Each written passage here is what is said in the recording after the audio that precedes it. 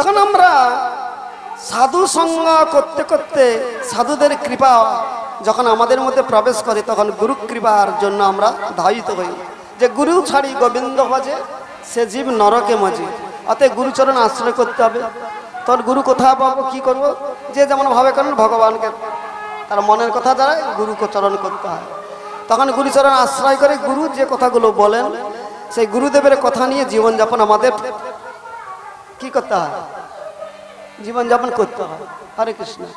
এই সামনে একজন বসে আছেন, কি নাম তোমার? আগে সামনে সামনে বাবু। হরে কৃষ্ণ। হ্যাঁ, নিরঞ্জন। নিরঞ্জন কার নাম? সব রাধে রাধে। আচ্ছা, নিরঞ্জনকে দেখে এখন দেখ কত সুন্দর দেখাচ্ছে। কি আবার দেখে একটা কর্ম করে। কি কর্ম করে? জড় জগতের কর্ম করে। হরে কৃষ্ণ। কি কর্ম করে জানে নাকি? এই যে গোসাই ঠাকুর বসে আছে, জড় জগতের কর্ম। কি কর্ম করে সেটা বলতে গেলে যে কষ্ট হয়, কিন্তু কষ্ট নয়। কেন কষ্ট নয়? ওটা বৃত্তি, বৃত্তি, বৃত্তি। শাস্ত্র বলছে বৃত্তি। একজন মাছের ব্যবসা করতো, শাস্ত্রে আছে মাছের ব্যবসা একজন করতো, কিন্তু সে কোনোদিন ওগুলো খায় না। ব্যবসা করে, টাকা পয়সা তার দরকার বলে ভগবত সেবা করে। কি করে? আবার ঘোষণা করে তার সেই ভক্তটি যখন ব্যবসা করে তার দোকানে ভিড় বেশি, প্রচুর ভিড়। ভক্তের দোকানে মাছের ব্যবসা। আরে ভক্ত হয়ে মাছের ব্যবসা করছে, কি ব্যাপার? বলো খুব ভালো লোক জানো, ও যারা ভক্ত হয় যে হরি বলে বললে না, ও যে দাম তার থেকে দাম কমিয়ে দেয়। আবার তার সঙ্গে ভালোভাবে ব্যবহার করলে হরিনাম সংকীর্তন করতে পারে, হরিনাম করো মানে ব্যবসা করছে, বলছে তুই হরিনাম করো। হরিনাম করলে অর্ধেক দামে দিয়ে দেয়। যে মাছের যে দাম তার কাছে ভক্তের কাছে ওই হরিনাম করলে সে অর্ধেক দিয়ে দেয়। কি ব্যাপার বলো তো, কোথা থেকে পায়? মানে তিনি যে ব্যবসা করেন সে বলছে যতটা করি ভগবান তোমার জন্যই করি, আর তোমার ভক্ত যদি আমার কাছ থেকে কম দামে উদ্ধার দেয় এটাই মঙ্গল। তার ভাবনা তো শাস্ত্রে আছে, এটা কোনো মুখের কথা না।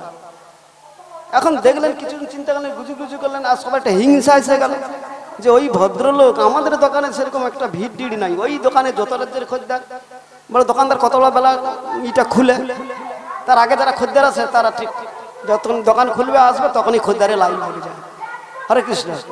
কেন? ওখানে খুব কম দামে পাওয়া যায়, সবাই রেওয়াজ হয়ে গেছে। এবার কিছু লোক আছে তার বিরুদ্ধ পার্টি, তারা লক্ষ্য করলো কি ব্যাপার বলতো, বদমাস আছে লোকটা। তো কি বলছে, ও যে ওই অতজনকে হরে কৃষ্ণ ওই মাছটা দেয়, ও দাঁড়ি পালা দিকে লক্ষ্য করছো কি? বলে একটাই মাত্র বাটখারা, মাত্র একটাই বাটখারা, ও 500 দিচ্ছে, 1 কেজি দিচ্ছে, 2 কেজি দিচ্ছে, যাই বলছে ওই একটাই বাটখারা দিচ্ছে। চলো সবাই গিয়ে ওকে কি করবো? মানে হরে কৃষ্ণ বেশ তো কদিন বেশ 2 নম্বরই চালাচ্ছে, তো এই জন্য সস্তায় দাও না। কি বলুন তো?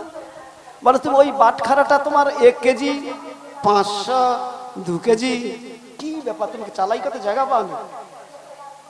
বলছে আচ্ছা আমি চালাকি কিনা যাদেরকে দিই, অন্যান্য দোকান আছে যাকে যেই কথা বলে দেওয়া অন্য দোকানে যে মাপো, অন্য দোকানে গিয়ে ওজন করো, যে তার আগে ওজন করে দেখলে কিন্তু কোনো যেটাকে যা বলছে তাই হচ্ছে। সবাই তো বলে কি ব্যাপার? একজন ভক্ত যখন ভিড় টিড় কমে গেল, হরে কৃষ্ণ, যে বলছে ও বাবা হরে কৃষ্ণ আমি একটা কথা বলবো, কথাটা রাখবে? কি বলো?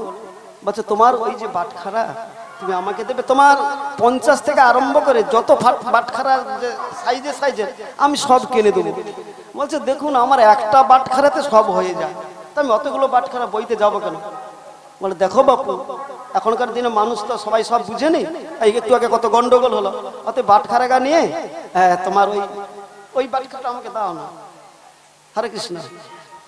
কিছু দিতে চাইবে না, তাকে বুঝানো হলো, সে বলে হ্যাঁ সত্যি বাজার করতে হলে তো দেখুন ভগবান উপযাচক হয়ে তার বাটখারা হয়ে সেই ভদ্রকে কাজ কাছেন, ব্যবসা করেন, বৃত্তি করেন, ভগৎ সেবা করেন, বৃত্তি খায় যায়নি, কিন্তু ওইসব করেন।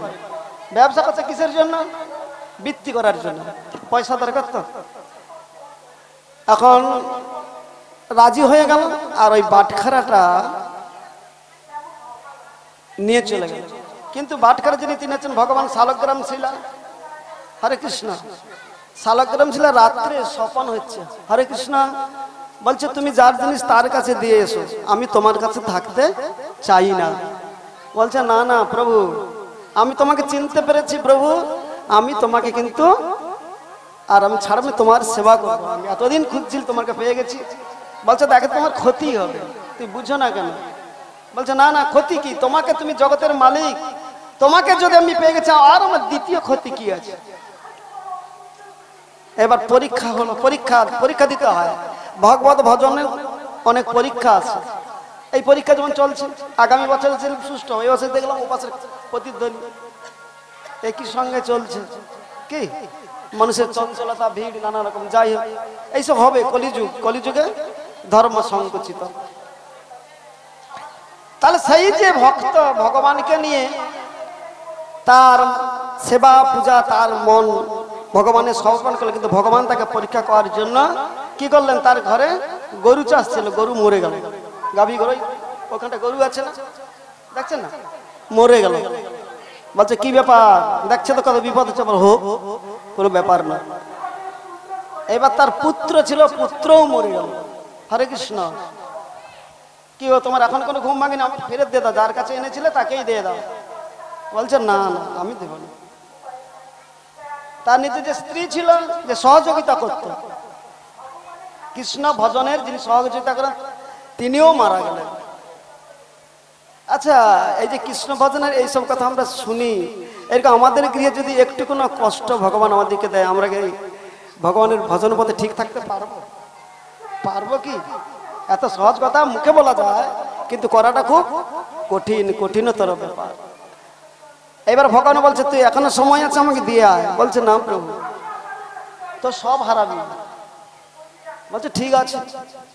এবার বলছে দেখ তোর মাথায় না বজ্রাঘাত হবে। বলে হোক, ঠিক আছে, আমার মাথায় হবে তো, ঠিক আছে। এবার ভগবান বলছে আমার মাথায় বজ্রাঘাত হবে, মানে বজ্র আমার মাথায় পড়বে। হে ভগবান, আমার মাথায় বজ্রাঘাত, আমি তোমাকে আমার মাথার উপরে রাখবো। বজ্র যদি পড়ে তোমার মাথায় আগে পড়বে, তারপর আমি মরবো। কি দেখো, ভক্ত যখন ভগবানকে এইভাবে ভালোবাসতে পারে, ভগবান এমন একটা বুদ্ধি তাকে দেয়, সেই বুদ্ধির জন্য সব ওগুলো হেয় প্রতিপন্ন। জগতে সবকিছু বস্তু হেয় প্রতিপন্ন, নিত্য বস্তু ভগবান, আর জগতে সবকিছু অনিত্য বস্তু, তাই তো নাকি? জগতে যত কিছু বস্তু আমরা দেখছি সব অনিত্য, আর নিত্য বস্তু কি? ভগবানের সাধন ভজন নিত্য বস্তু, নিত্য জীব, নিত্য কৃষ্ণ দাস। তাই ভগবানের যারা দাসত্ব স্বীকার করবেন, নিত্য মানে প্রতিদিনের জন্য তার সঙ্গে ওতপ্রোত সম্বন্ধ। উৎসব হবে, এই ঝুলন হবে, তারপর আবার উৎসব এগিয়ে যাবে, আবার সেই সাপ্তাহিক ভাগবত যজ্ঞ হবে, আবার রাস হবে, বিভিন্ন আইটেম আছে। তা বলে উৎসব হবে এবং প্রতিদিন ভজন যেন আমাদের দৃঢ় হয়ে যায়, এটা হচ্ছে আমাদের কথা। সংসারে ভজন থাকলে আনন্দ, দুঃখ দুর্দশা ওগুলো বাইরের ব্যাপার। তাই এখানে পদকর্তা তোমাদের এটা বোঝানোর জন্য আমাদেরকে বলছেন, কি বলছেন? হরে কৃষ্ণ, মন দিয়ে শুনুন। দুর্লভ মানব জন্ম লভিয়া সংসারে, কৃষ্ণ না ভজিন দুঃখ কহিব কাহারে। দুর্লভ মানব জন্ম লভিয়া সংসারে, কৃষ্ণ না ভজিন দুঃখ কহিব কাহারে। তাহলে এই যে বডিটা পেয়েছি, কেন পেয়েছি না? যখন আমরা মাতৃগর্ভে ছিলাম, সবাই কি পুরুষ কি নারী, সবাই আমরা ভগবানের কাছে প্রার্থনা করছি। ভগবান বলছেন কি ব্যাপার, ডাকছো কেন? ভগবান বলছি এই ছোট্ট জায়গার মধ্যে আমি থাকতে পারছি না, প্রচুর কষ্ট, আমাকে এখান থেকে উদ্ধার করো প্রভু। ভগবান বলছেন উদ্ধার করলে তুমি কি করবে? তোমাকে উদ্ধার যে করা হবে, তুমি কি করবে? হরে কৃষ্ণ।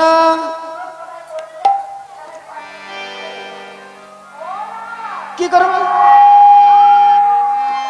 আগে যারা গেল, কতজন তো গেল, কিন্তু ওখানে গিয়ে যে কথাগুলো এখানে বলছিল কিন্তু ওই কথার কোনো দাম তারা রাখে না। আমরা যে প্রত্যেকে এসেছি, আমরা প্রত্যেকে মাতৃ করবে একই কথা বলেছি, কিন্তু সেগুলো আমাদের কিছু মনে কিন্তু নাই। কথা তাহলে জানলাম কি করে না, ভগবানের যে মুখ নিঃসৃত বাণী শ্রীমদ্ ভাগবতের লিপিবদ্ধ আছে, এ কোনো মুখের কথা নয়। শ্রীমদ্ ভাগবত 18,000 শ্লোক, 335টি অধ্যায় এবং 12 স্কন্ধ শ্রীমদ্ ভাগবতের তার এইসব কাহিনী আছে। তা জানতে পারলাম যে মনুষ্য হচ্ছে দুর্লভ, সহজে যা লাভ করা যায় না। এই যে জন্মটা আমরা পেয়েছি মনুষ্য জন্ম, এই জন্ম সহজে লাভ করা আমাদের যায় না, অনেক কষ্টে ভগবান কৃপা করে দিয়েছেন। কিসের জন্য? তাই বলছেন দুর্লভ মানব জন্ম লভিয়া সংসার ভজিন দুঃখ কহিব কাহারে। দুর্লভ মানব জন্ম লোভিয়া সংসারে কৃষ্ণ না ভোজন দুঃখ কহিব কাহারে। কৃষ্ণ ভজন করতে আমরা চাই না কেন? ও অনেক ব্যাপার, ওইসব করতে গেলে সংসার চলবে, যে নিয়ম এটা খাওয়া চলবে নি, ওটা খাওয়া চলবে নি, এইসব করতে হবে। নাই খাটলে খাবি দেবে কৃষ্ণ। হরে কৃষ্ণ অনেক প্রশ্ন করে, ওরে সংসার সংসার করি মিছে গেল সংসার সংসার বলে মিছে গেল আমাদের লাভ না হইল কিছু, ঘটিল জঞ্জাল। আমাদের লাভ না হইল কিছু, ঘটিল জঞ্জাল। ভগবান যখন আমাদেরকে সংসারের মধ্যে প্রেরণ করছেন এই ভারতবর্ষের মাটিতে, ভগবান তার তোমার জীবন কেমন ভাবে চলবে, কি চলবে, দায়িত্ব তার। আমরা দায়িত্ব মাথায় করে নেই কেন? তো মায়া আমারটা আমি আমার মাথায় করে নিলাম, ভগবানকে ভরসা আমরা করি না। আর ভগবান যদি ভরসা করো, আর কোনো দুঃখ নাই, কোনো যন্ত্রণা নাই, তাহলে ভগবানকে ভরসা করতে হবে। ওরে এ দেহ পতন হলে কি রবে আর এ দেহ পতন হলে কি হবে আমার। কেহ নাহি সুখ দিবে আমার পুত্র পরিবার, আর কে নাই যোগ দিবে আমার পুত্র পরিবার। যার জন্য আমরা কৃষ্ণ ভজন করতে চাই না, সংসারের জন্য মায়ায় পড়ে ইন্দ্রের তাড়নায় আমরা সংসারে কি করি, অন্য সদস্য আনি। হরে কৃষ্ণ, তাদের জন্য সংসারে কৃষ্ণ ভজন আমরা করতে পারি না, মায়ায় পড়ে গিয়ে কৃষ্ণ ভজনের দিকে মতিরতি যায় না। তাই বলছেন গর্ধবের মতো আমি করি গর্ধবের মতে আমি করি পরিশ্রম। ওরে কার লাগি এত করি আমার না ঘুচিল আর কার লাগি এত করি আমার না ঘুচিল। আমরা যে গর্ধব মানে গাধা, গাধা প্রচুর পরিশ্রম করে। গাধার পৃষ্ঠে যদি চিনির বস্তা তুলে দেওয়া হয়, নিয়ে চলে যায়, সেই গাধা কিন্তু চিনির যে কি স্বাদ গাধা জানে না, প্রচুর পরিশ্রম করে। সেইরকম আমরাও সংসারে মায়ায় পড়ে ছেলেপুলের জন্য গর্ধবের মতো আমরা পরিশ্রম করি। কার লাগি করি? কার লাগি করি? আমাদের চলবে নি। হরে কৃষ্ণ, চলবে নি। ওই মায়া, আমার ছেলের কি হবে, আমার সংসারের কি হবে, আমাদের জন্য গর্ধবের মতো আমরা পরিশ্রম করি। আমি ভালো মন্দ খাই ঘেরি পরিচিন্তাহি আমি ভালো মন্দ খাই রে পরিচিন্তা হে গো নাই ভাবি মরণ হয় না কোনদিন আর নাই ভাবি মারা আসবে একদিন। যারা সংসারে আনন্দ মেতে আছে তারা কোনোদিন ভাবে না তারা যেন আমার মৃত্যু হবে না। কিন্তু মৃত্যুর জন্ম যখন হয়েছে আমাদের মৃত্যু একদিন হবে, চিরদিন থাকতে পারবো নাকি?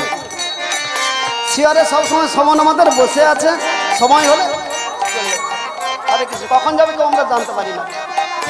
দিন গেল মিশা কাজে মিশা নিদ্রা দিন গেল নিজা কাজে নিশা নিদ্রা বসে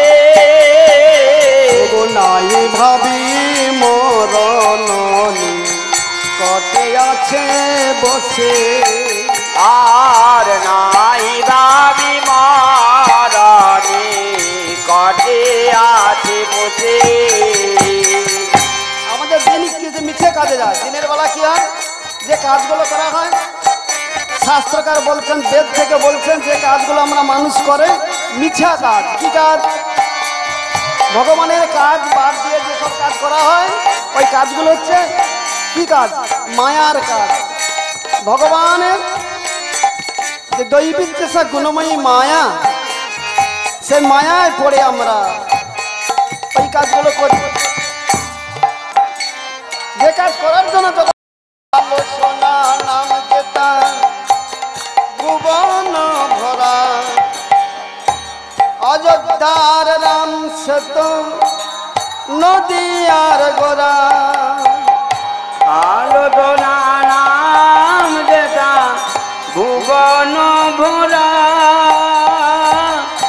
অযোধ্যার রাম যে নদিয়ার গোরা।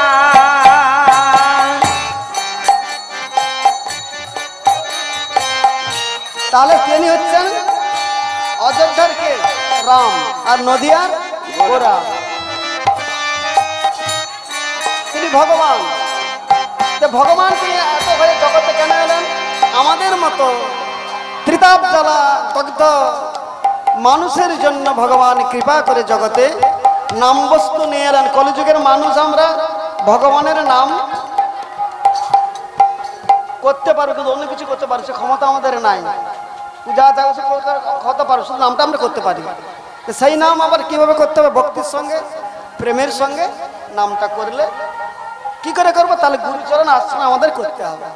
কি গুরুচরণ নাম গেলে নামটা কোথায় পাবো? তাই এখানে পিতামাতার প্রার্থনা নিয়ে চলছেন রাম আর কৃষ্ণ। মানুষের জন্ম নিলে 5টি ঋণ শোধ করতে হয়।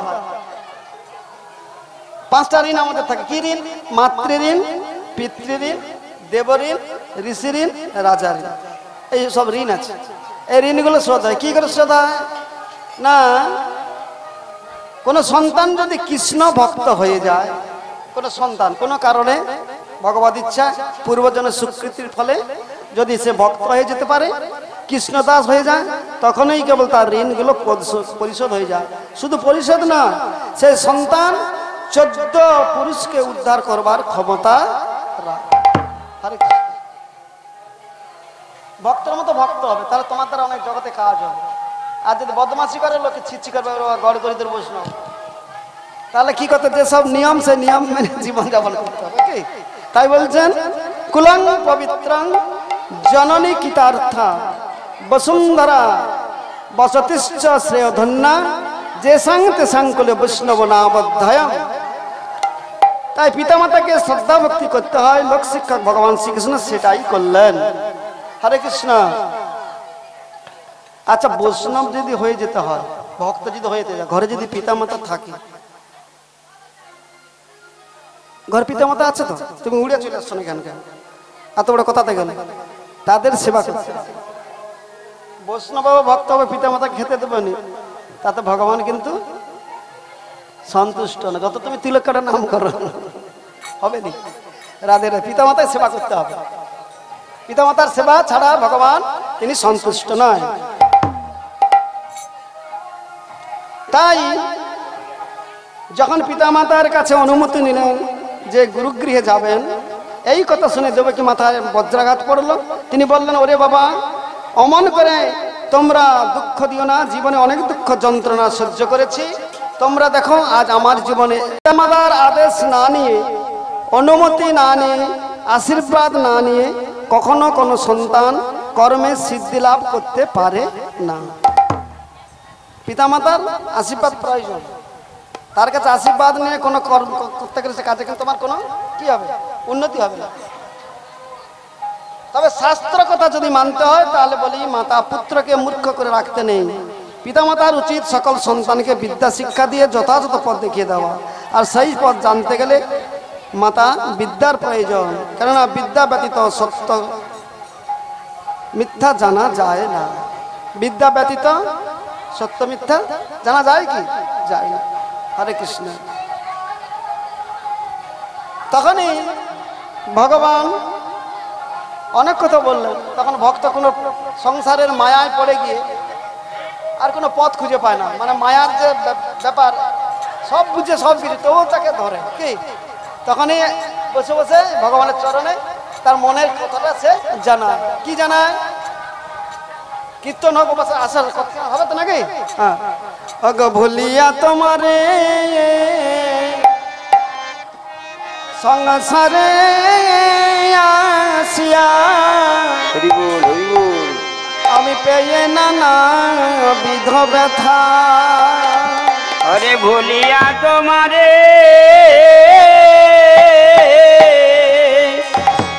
संसारे आछिया ओगो नाना विध व्यथा। भूलिया तुम्हारे संसारे आसिया पेये नाना विध व्यथा। भूलिया तुम्हारे संसारे आछिया पेये नाना विध व्यथा।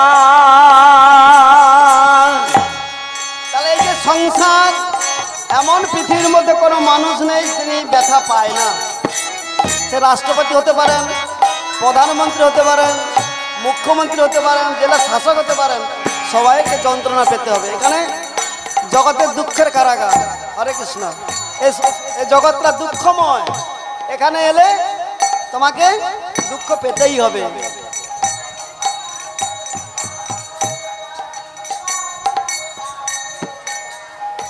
জননী জঠরে ছিলাম যখন বিষম বন্ধন পাশে।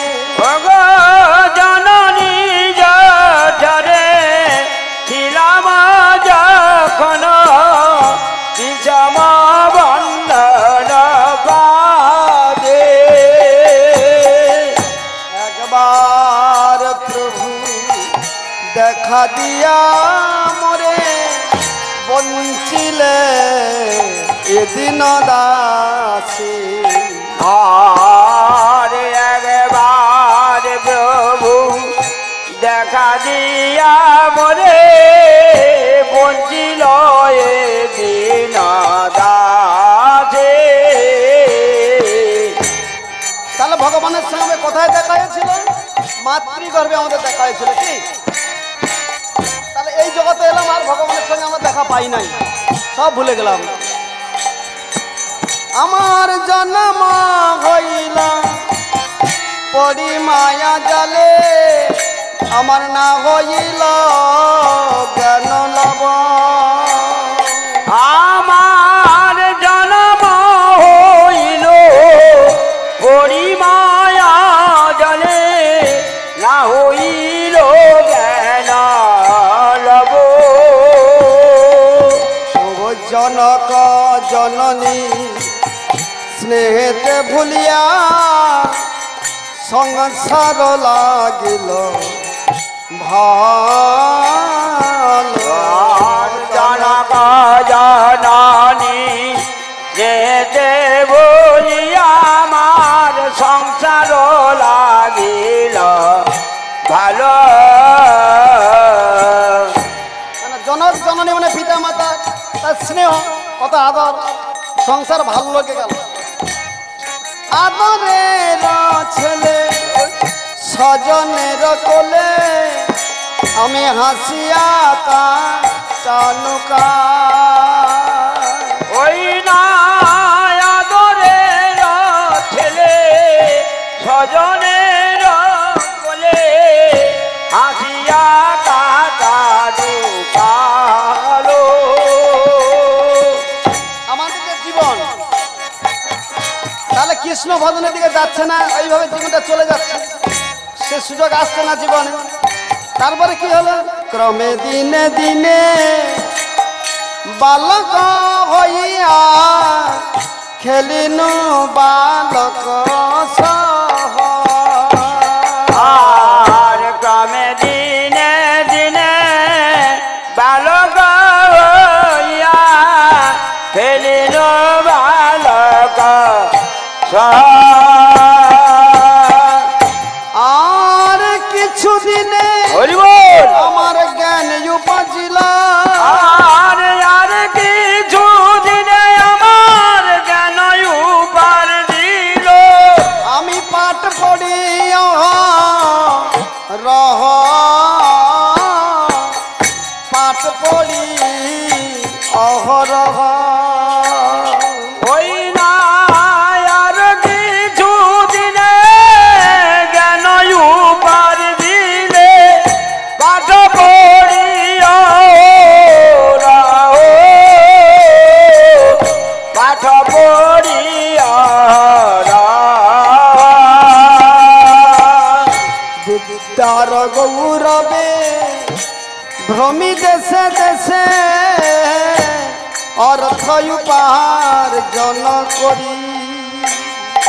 ওই না বিদ্যার গৌরবে ভ্রমি দেশে দেশে ধনয়ু পার জানা করে। তাহলে এখানে বলছেন, দেবকী মা বলছেন, গ্রন্থকার বলছেন লেখাপড়া না শিখলে তাহলে কিছু জানতে পারবো না, কিন্তু লেখাপড়া যে জন্য শেখার কথা। আচ্ছা লেখাপড়া শিখতে হয় কেন? কেন লেখাপড়া শিখতে হয়? কৃষ্ণ ভক্তি জানবার জন্য, কৃষ্ণ ভক্তির জন্য লেখাপড়া শেখা হয়। লেখাপড়া শেখার যাতে বদমাশি বিদ্যা করতে হয়, লোককে ঠকানো হয়, লেখাপড়া শিখে অন্যদিকে চলে যাবে। লেখাপড়া শিখতে কৃষ্ণ ভজন করার জন্য লেখাপড়া, আমরা বেদ বিদ্যা পড়লে সংস্কৃত ভাষা পড়তে হবে, তাই কি লেখা আছে জানতে হবে এই জন্য। কিন্তু ওই দিকে তো রতিমতি যায় না, একটু ইনকামে ধান্দা চলে গেল, বাস ওইখানে স্টপেজ ঘুরে গেল। যারা লেখাপড়া শিখে তারা কৃষ্ণ ভজন করে, করতে চায় না। হরে কৃষ্ণ। স্বয়ং ভগবান তার পিতার চোখের জল মুছে দিয়ে বললেন, পিতা তোমাদের মনের কথা বুঝলাম, তোমরা আমাদের নয়নের আড়াল করতে পারছো না, তাই বলছো বাড়িতেই থেকে বিদ্যা অভ্যাস করো। হরি বল। তা মা সাজিয়ে দিয়ে দুই ভাইকে, ভক্তগণ একথার কত মাধুর্য জানে। ভক্ত যেমন ভগবানের রূপ মাধুর্য আকৃষ্ট, গুণ মাধুর্য আকৃষ্ট, সেই রকম ভগবান ও ভক্তের প্রতি মাধুর্য আপ্লুত। গাভী যেমন বৎসকে ছেড়ে থাকতে পারে না, তেমনি প্রেমময় শ্রী ভগবানও তার প্রিয় ভক্তকে ছেড়ে থাকতে পারে না। শ্রী গুরু নিতাই গৌর প্রেমানন্দে। হলো ঝুলন উৎসবে আমরা যে এসেছি, আমাদের মনের সংকল্প রাখতে হবে, হে ভগবান, ভগবান আমার হৃদয়ের মধ্যে যেন তোমাকে আমি দোলা দিতে পারি। বহির জগতে দোলা নয়, হৃদয় যেন তার জন্য কি হয়, দোল খায়। কি হরে কৃষ্ণ, তাই তো? রাধে রাধে। আর কি বাজাবে বাঁশি শ্যাম ব্রজ নাই গো, শ্যাম ব্রজ নাই। আরি বাজাবে বাঁশি শ্যাম বাজে নাই গো শ্যাম বাজে নাই আর কি বাজাবে বাঁশি শ্যাম ব্রজ নাই গো শ্যাম ব্রজ নাই আর কি বাজাবে বাঁশি শ্যাম বাজে নাই গো শ্যাম বাজে নাই মন দুঃখে কাঁদে একা কমলিন রায় গো কমলিন রায় আর মন দুঃখে কাঁদে একা কমলিনী রাই গো কমলিনী রাই আর কি বাজাবে বাঁশি শ্যাম ব্রজ নাই গো শ্যাম ব্রজ নাই আর কি বাজাবে বাঁশি শ্যাম ব্রজ নাই গো শ্যাম ব্রজ নাই ফুলের বাসর খানি সাজায় রায় বিনোদিনী ফুলের বাসর খানি সাজায় রাখে দিনী ওগো ফুলের বাসর খানি সাজায় রায় বিনোদিনী ফুলের বাসর খানি সাজায় রাই বিনোদিনী ওগো কত নিশি কাঁদে বসি শ্যাম আসে নাই গো শ্যাম আসে না আর কত নিজি কাঁদে বসি শ্যাম আসে না নাই গো শ্যাম ব্রজ নাই আর কি বাজাবে বাঁশি শ্যাম ব্রজ নাই শ্যাম ব্রজ নাই গো আর কি বাজাবে বাঁশি শ্যাম ব্রজ নাই শ্যাম ব্রজ নাই শ্যাম তাহলে কোথায় গেছে? হরে কৃষ্ণ। ভক্তের হৃদয়ে শ্যাম ব্রজে নাই, ব্রজধাম ছেড়ে চলে গেছে। রাধারানী তাই খুব খেদ করছেন, শ্যাম ব্রজে নাই। তাই শ্যামে রবি রাহে কাঁদে কাঁদে সুখ আই শ্যাম রবি রহে কাঁদে কাঁদে সুখ সারি শ্যামের বিরহে কাঁদে কাঁদে সুখ সারি শ্যাম রবি রহে কাঁদে কাঁদে সুখ সারি শ্যামের বিরহে কাঁদে কাঁদে ব্রজনারী শ্যাম রবি রহে কাঁদে কাঁদে গরানি বাজে না শ্যামের বেনু গোঠেতে চারে না ধেনু বাজে রে ডারে না বেনু গোঠে ডালে না ধেনু ওগো ব্রজ ছেড়ে চলে গেছে ব্রজের কানাই গো ব্রজের কানাই ওগো ব্রজ ছেড়ে চলে গেছে ব্রজের কানাই গো ব্রজের কানাই শ্যাম ব্রজ নাই গো গো শ্যাম ব্রজ নাই। আর কি বাজাবে বাঁশি শ্যাম ব্রজ নাই গো শ্যাম ব্রজ নাই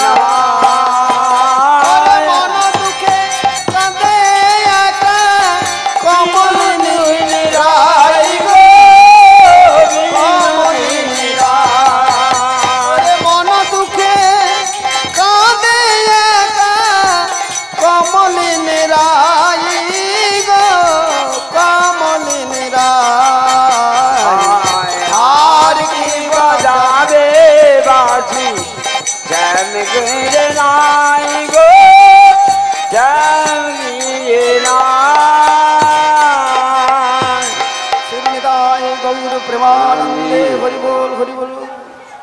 উপস্থিত ভক্তমণ্ডলী এবং ভক্তিবতী মাতৃবৃন্দ, আপনাদের সামনে বসে আমি যে কী করলো আমি নিজেও জানি না, কথা বলতেও জানি না, ভাগবত কথা আমি জানি না। আমরা কৃপা করে আপনারা বসে আছেন আমার মঙ্গলের জন্য, তাই আপনার চরণ প্রান্তে বসে যে কথাগুলো আমি বললাম আমার জীবনে যেন সেই কথার মর্যাদা আমি রাখতে পারি। আর ভগবত চরণে আপনাদের জন্য আমি জানাচ্ছি, ভগবান কৃপা করো জগতের মঙ্গলের জন্য ভক্তবৃন্দ যেন তোমার সেবা করে জীবনযাপন করে জীবনটা কাটিয়ে দিতে পারে।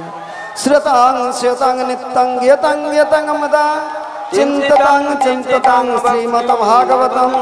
এইখানে রইল গ্রন্থের মধুর লহরী, শ্রী গুরু চরণ চিন্তা করে বল নিতাই গৌর হরি। হরের নাম হরের নাম হরের নামৈব কেবলম, কলৌ নাস্তেব নাস্তেব নাস্তেব গতিরান্নান্।